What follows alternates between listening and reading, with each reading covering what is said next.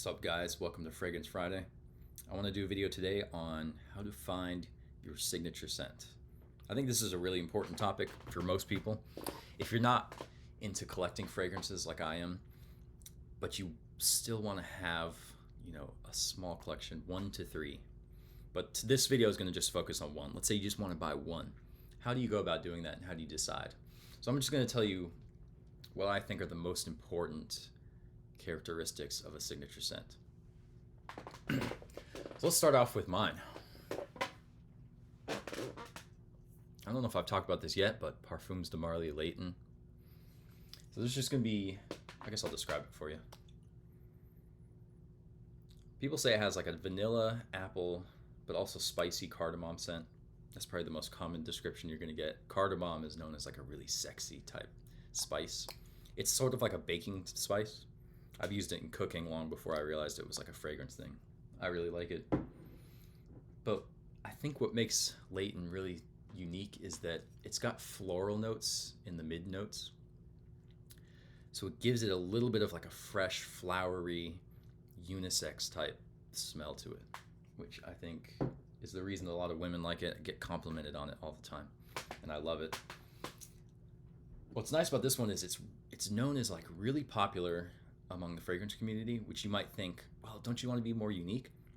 But the thing is, I've never smelled this on anybody ever in public. Nobody wears this. So it might seem popular online, but in the real world, I'm super unique with this. So I guess we'll start with that point. I'll just kind of write it out for you. Your signature scent. You can take notes along with me. Scent. So number one, you want it to be unique. So it could, I should probably come back to this later, but it could meet every other criteria that I'm going to put on this list. But if everybody else is wearing it, then it can't be a signature scent. So for example, Dior Sauvage or Versace Eros. Great fragrances, performance, smell, people love them, compliments, everything. If you wear it, you're not going to smell like you. You're going to smell like every other guy that wears it. So no Sauvage, no Bleu de Chanel, all of those popular ones, Jean Paul Gaultier Le Male, Acqua di Gio. There are a lot of great all-star popular scents, but you have to choose something that is uniquely you. Number two, it's got to be versatile. So I like Layton because it's strong enough to perform in the wintertime. It's got some sweet, spicy notes, which is great for cold weather. But it also has a freshness to it. It's not too heavy. I can wear it basically on most days. The only time I wouldn't wear it is really hot. If I'm going to be really if I'm going to be at the beach and it's really hot out, I mean, even then I could probably pull it off. But where it's really hot and I'm really close to people, it could be a little bit too sweet or a little bit too strong. But other than that, I can wear it to work. I can wear it out. Wear it during the winter, wear it during the warmer weather. I can wear it, if I don't spray it too heavy, I can wear it to the gym. It's versatile. You don't want to pick something like Dolce & Gabbana Light Blue. Perfect scent for the beach. But if you're going out during the wintertime, it's just, no one's going to smell it. It's just going to be kind of weird. I don't know. Or maybe you go something like Spice Bomb Extreme. Love this stuff, but you're not wearing this during the summertime. It's an amazing scent, but it's not versatile. Number three, it needs to perform. So here's a good example. La Nuit de l'Homme. It can be versatile. It's not too sweet. It's not too spicy or, it's kind of fresh, kind of in the middle. Great. Compliments. Might not be the most unique, but you could argue it is. But the performance just isn't there. So if you want people to associate a scent with you, you want it to last at least, I'd say, 8 hours. It's got to be with you during the day. People have to be able to smell it. You can maybe skip this tip if you're willing to like carry around a decant and reapply, but I'm just not into that. So great scent, but it's not going to perform the way you need it to. And if it doesn't perform, people are not going to smell it. Number 4. Let's see, what else should I add to this list? It's got to have mass appeal, I'd say.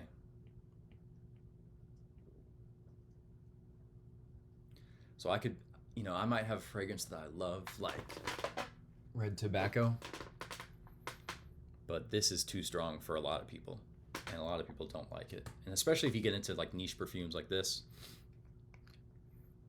you could impress a small percentage of people who are into the unique, really super hyper unique, challenging, weird fragrances. But if you're trying to have a good signature scent that you wear everywhere, it's got to be something that a lot of people like. If it's divisive, if it is controversial, it's not going to be a good signature scent for you. So you just want, something that gets compliments, basically. I feel like there should be 5 things on this list. I'm trying to think of what else I can add. Versatile, performance, mass appeal. Yeah, I guess that's basically it. Here's a good one. It's got to fit within your price range. So price is like it could go either way, actually. If it's your signature scent and you want to wear it every day, and you're a young guy and you have a limited budget, it's got to be something that's affordable at the end of the day. However, you can use price to your advantage. So let's say you're willing to spend the money, even if you're spraying it on every single day and you're using it up. You're probably going to have to buy multiple bottles if you just want to stick to one. You can actually choose a niche fragrance and use that to make sure that you're unique. Because if you buy a more expensive fragrance, even if it's on the same level as something that's cheaper, the price alone is gonna make it that not as many people are wearing that fragrance. Cheaper fragrances are just going to be more popular. So just kind of think about that. There's a lot of cheapies that you could do that maybe not a lot of people wear that you could do as a signature scent. So if you wanted to do like Club de Nuit Intense Man, this is like $30 or $40. Some other cheapies. Kayed Al Farsan by Lattafa. This one's like $23, $24. So you can go either way. Pick something unique, but that's cheap. So if you find something like that, that's great. But then also, if you wanted to go with a niche fragrance as your signature scent, nobody's going to be wearing it. So just something to think about. So yeah, if you're going to try to find a fragrance, make sure it checks off all of those different boxes. Performance, uniqueness, versatility, mass appeal, and it fits within your price range, or you can use the price to your advantage. So hopefully this was educational for you. I know this isn't like a fragrance channel, so I wanted to do something that could benefit just like the average guy. I'll do a video, I don't know if it'll be next week, but eventually, where I talk about how to actually go out and smell different fragrances, how to shop for them, where to shop for them, how to test them out. And I think that'll be really valuable, so stay tuned.